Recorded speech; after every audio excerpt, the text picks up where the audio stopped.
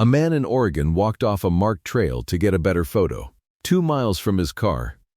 He was found the next morning, alive, sitting against a log, shivering, embarrassed. A woman in the Smokies did almost the exact same thing and was found 4 days later, dead, less than a mile from a road she'd crossed a dozen times.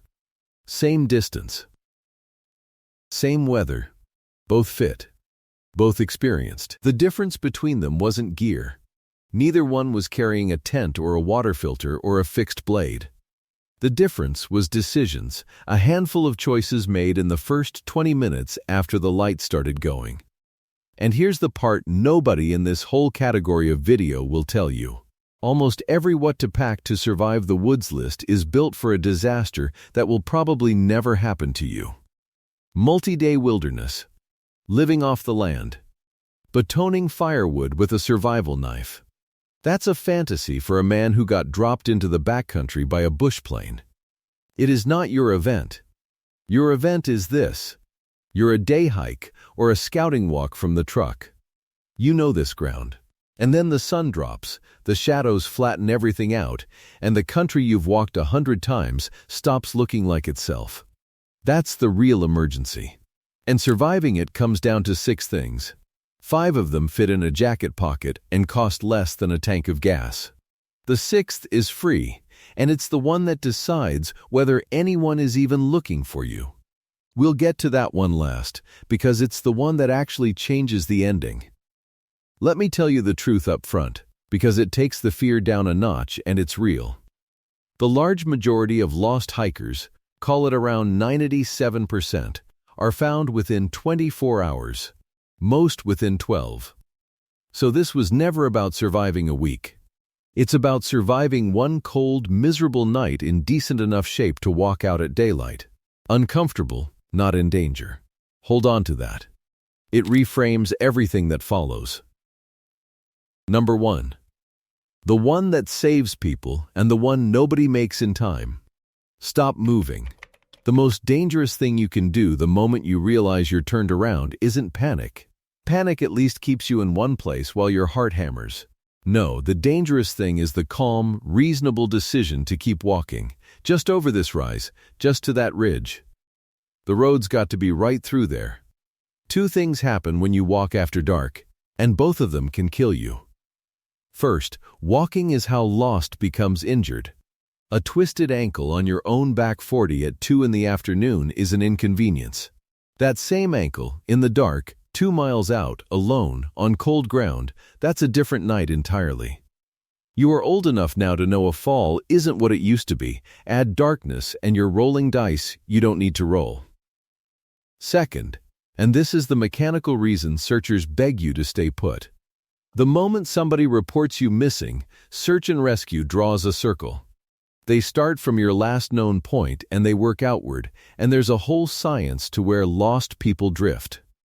A researcher named William Syrotuck studied hundreds of cases, and Robert Koester built on it across 41 different categories of lost person, and the pattern is consistent.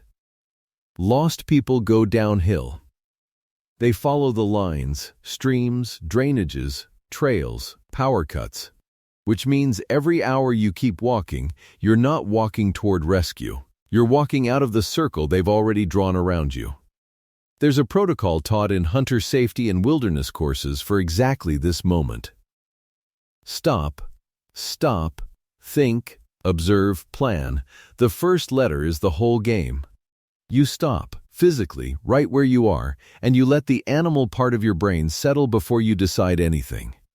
Now, one honest wrinkle, because I'm not going to hand you a rule that gets you cliffed out. People will tell you follow the drainage downhill, water leads to civilization. Sometimes a drainage does help searchers, and it is a linear feature they'll check. But a drainage at night can also funnel you straight into deadfall, into a drop-off you can't see, into the cold air that pools at the bottom of every low spot after dark. So staying near a trail or a drainage is smart. Blindly chasing water downhill in the black is not. When in doubt, the answer is still the first letter. Stop. And speaking of that cold air pooling, that brings us to the thing that's actually going to try to kill you tonight. Because it isn't a bear, and it isn't thirst. Number 2. There's one way you lose heat all night that no jacket on earth can stop, and almost nobody packing for a day hike has ever once thought about it. The ground. Here's what people get wrong. They think about the cold as something in the air. So they bring a jacket, maybe a shell, and they figure they've handled it. And standing up in the wind, sure, most of your heat is going into the air, that's convection, the moving air stripping the warm layer off your skin, and it's brutal in its own right.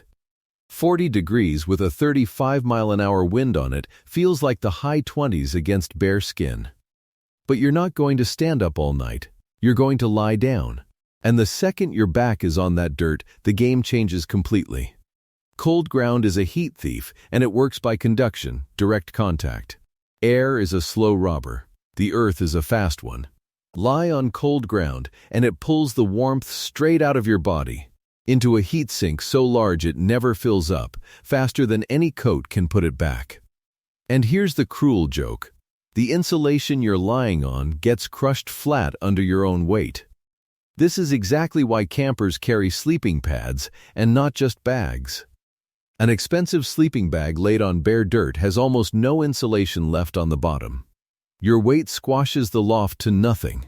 So a foot of dead dry leaves raked into a pile under your back, and your hips will outperform a good sleeping bag lying on the ground. Let that land. Free leaves beat expensive gear, because the leaves aren't getting crushed to zero and the bag is. You want a number? Build up 2 feet of packed debris around and under you, and you're in the neighborhood of a 30-degree bag. 3 feet, and you're closer to a 20-degree bag. It's just trapped, still air in millions of little pockets. That's all insulation ever is. Your empty backpack under your torso. Pine boughs. A pile of leaves. Anything between you and that dirt. Which leads straight into the shelter itself, because the same principle scales up. A debris hut is just that pile of leaves wrapped all the way around you, a stick frame, and then you heap on the leaves and duff 2, 3, 4 feet thick, and you burrow in. No fire required, it traps your own body heat like a nest. It genuinely works. But here's the operational truth that separates the man who's shivering but fine from the one who's in trouble. It takes real work. Better part of an hour, sometimes more, of steady gathering. And people don't fail because the shelter doesn't work. They fail because they start it too late, in the dark, already cold, hands already going clumsy. Which is your cue. The building happens before dark, while you can still see and still grip. You start when you decide to stop, not when you're already freezing. And there's a piece of this most people wear wrong without ever knowing it. Cotton.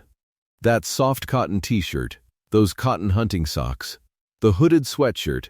In the outdoors world, they've got a saying, and it's not a joke. Cotton kills. Get cotton wet with sweat or rain and it doesn't just stop insulating, it works against you. Wet clothing pulls heat off your body something like 25 times faster than dry. That's why hypothermia doesn't wait for a freeze. A wet, wind-hit man is losing core temperature at 50, even 60 degrees. So the one wearable thing worth more than half a survival tin is a wool or synthetic layer that still holds warmth when it's damp. And a hat. A bare head and neck in the wind bleeds heat like an open window, and it's the cheapest leak in the world to plug. Because your hands are on a clock, and that's the next thing. Number 3, 2 ways to make fire, and something that burns when everything's wet. I'm going to give you the reason for the 2 first, because it's the reason that matters. As your core temperature slides down toward 95 degrees, and that's mild hypothermia, that's not even the dangerous stage yet, you lose fine motor control. They call it fumble fingers. You can't zip your own coat. You can't work the little wheel on a lighter. Your speech starts to slur and you don't notice it. Guys have died with a full lighter in a pocket their hands could no longer operate. So 2 things. First, carry 2 independent ways to make a spark because they fail in opposite conditions. A lighter is fast and easy when it works. but wet it or get it in a stiff wind and the flame won't hold. A ferrocerium rod, a ferro rod, throws a shower of sparks at 3,000 degrees whether it's soaked or not, whether the wind's howling or not. It doesn't care about wet the way a flame does. Lighter for speed, ferro rod for when the lighter quits. They cover each other. Second, carry something that burns wet, because your kindling won't be dry. The cheapest insurance in this whole video is a few cotton balls smeared in petroleum jelly, sealed in a little bag. The jelly is waterproof, it sheds water, it catches a ferro spark instantly, and it burns for several minutes, long enough to dry out and light the damp twigs around it. If you're in pine country, fatwood does the same thing, that resin-soaked heartwood lights in the rain because the resin repels water. Look for it in the stump of a dead pine, where the sap has pooled and hardened. Shave it into curls and it'll take a spark when everything around it is dripping. And fire earns its weight 3 times over. It's warmth, and it's the one thing that'll actually dry the sweat out of that layer against your skin, which the shelter alone can't do. It's morale, and don't laugh at that. Morale is what keeps you making good decisions at 3 a.m. And at night, a fire is a beacon. It's motion and light against a black hillside. And that's exactly what the people looking for you are trained to see, which is the whole idea behind the next one. Number 4. The purest example of this entire video. Maximum signal, almost zero weight. A whistle. This one is so simple people skip right past it, and it might be the single best thing you can clip to your pack. Here's the physics. A human shout is around 100 decibels, and it fades into background noise at about 200 yards. That's it. 200 yards and you're just wind and birds to anyone listening. A survival whistle hits around 120 decibels, and because decibels stack up in a way that isn't a straight line, that jump is enormous. Not a little more, a lot more. It can carry close to a mile in open, still country. And your voice quits on you. Yell into the dark for real, the way a scared person yells, and you'll be hoarse fast and gone not long after. A whistle never gets tired. You can be too weak to shout and still put 120 decibels across a valley with the last air in your lungs. One more thing. Get the kind without the little pea ball inside. The peeless ones can't jam and won't freeze up on a cold, wet night, which is the only night you'll ever actually need it. The signal is 3. 3 blasts, pause, 3 again. 3 of anything is the universal call for help. 3 whistle blasts, 3 fires, 3 flashes. It weighs nothing, it needs no batteries, it works in the pitch dark when nobody can see you at all.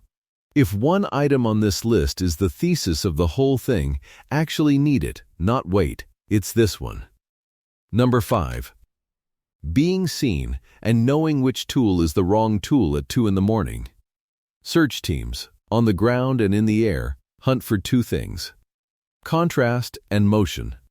Something that doesn't belong against the natural background, and something that moves. That's the whole science of spotting a person from a distance. And it tells you exactly what to carry and what to wear.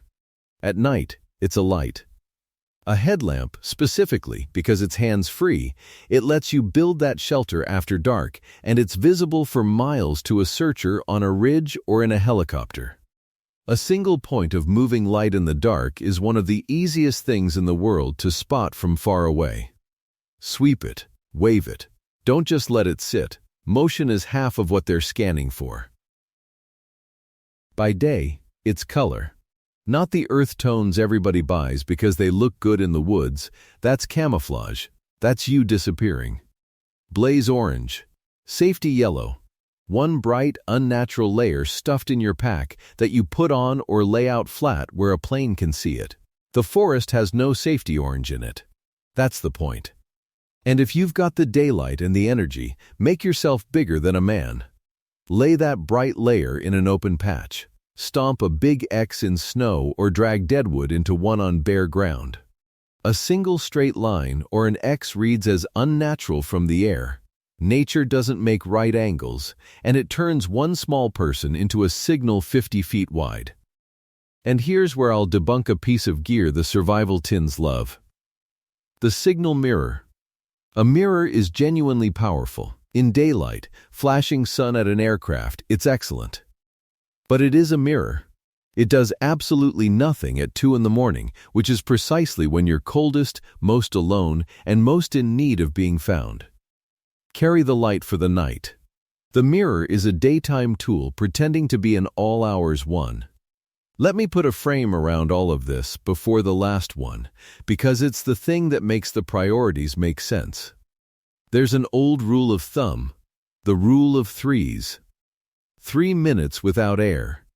3 hours without shelter, 3 days without water, 3 weeks without food. It's not a stopwatch, it's a rough order of what kills you and how fast. And look at where your night lives on that list. Shelter is the 3-hour clock, that's the one ticking tonight.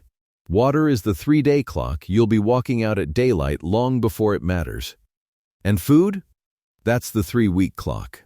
Which is exactly why the trail mix and the fishing kit and the freeze-dried dinners in your pack are pure dead weight for this event.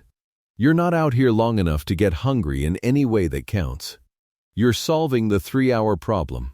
Everything you carry should earn its place against that clock. Now that's 5 things, and every one of them decides how your night goes.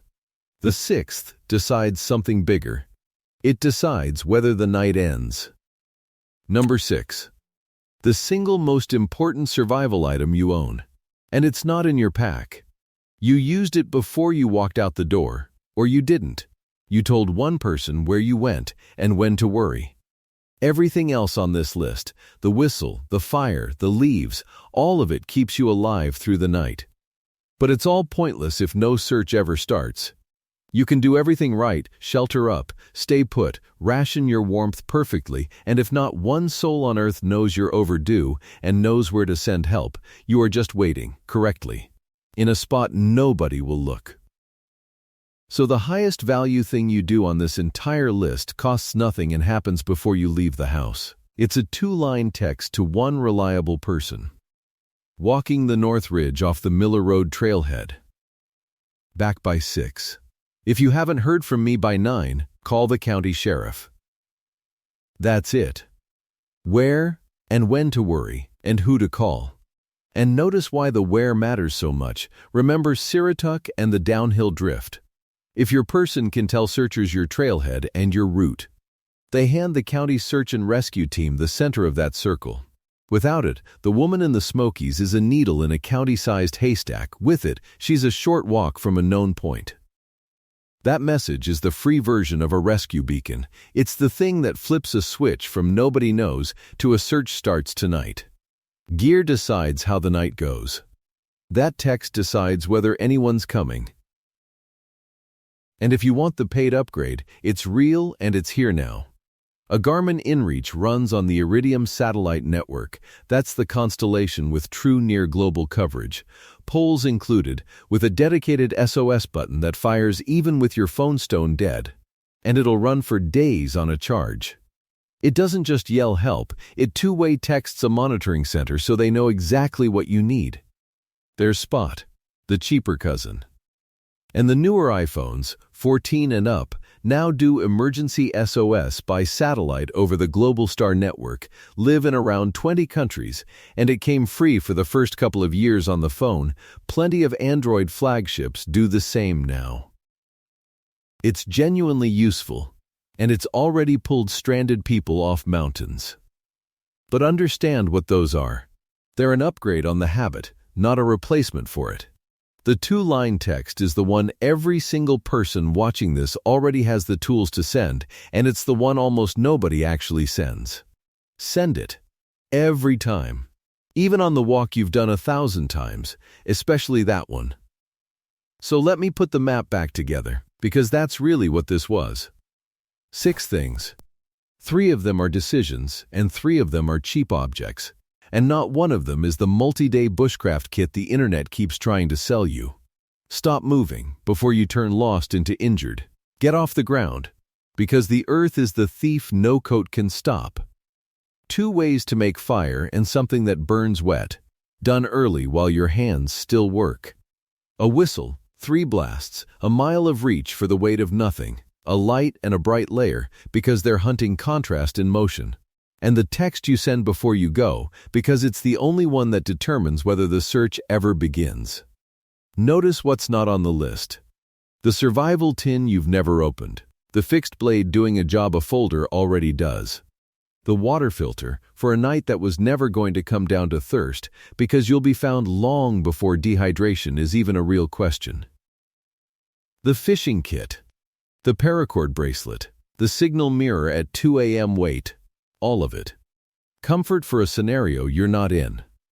Because that's the whole thing, and it's the piece the packing lists will never say out loud. Being lost isn't a gear problem. It's a decision problem wearing the costume of a gear problem. The people who don't make it are almost never the ones who had less equipment. They're the ones who kept walking. You've probably been turned around out there once. Most men who spend real time on their own ground have been, and most of them don't talk about it. So I'll ask you straight, which one of these 6 would you have reached for first, and which one do you think you'd have forgotten? Tell me down below. I read them. And if this is the kind of ground truth you want more of, the real version, not the fantasy version, subscribe, there's more coming.